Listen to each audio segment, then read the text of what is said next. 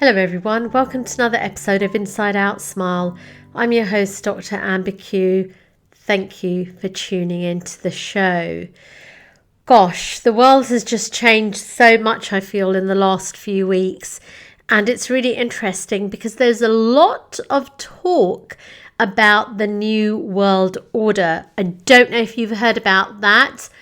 And I don't know, I'm not an expert in these matters. But I think we really can't go on with the status quo.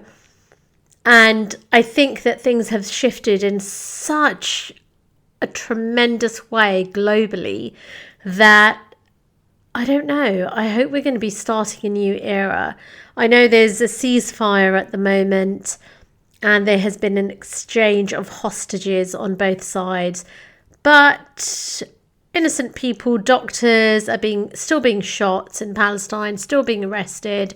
So I don't know what's going to happen. All I can do is pray for the people of Palestine and hope that there is no civilian loss on either side, because we want peace. We want peace in the entire world, but peace also with the Palestinian people who have not had peace for 75 years plus. So that is what we want. And I don't know how you've been affected by this. I find it quite unbearable. To see the images that I've seen. And I know lots of people have been affected, hence the marches and global uproar. But certainly, I think there does seem to be a shift in world leaders, and people have started condemning the genocide, some Western nations as well. So we pray for a better future for everyone, really, because that's all we want. World peace. Why is humanity intent on destroying others? And when I say others, I'm referring to humans, other living beings, whether it's the planet.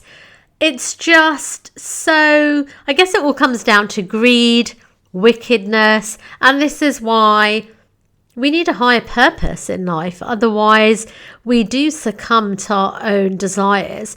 I'm not going to speak about things that I know of, that I've read about Palestinian hostages, because that's what they are, not prisoners, but children who are arrested as young as 2 years old and then tortured, in every way imaginable. And even those who've been released have been speaking about things, and it's really it's unbearable. And the one thing I've learned, I've learned so many things throughout this tragedy, and I think I've already said that I'm going to forever be a changed person.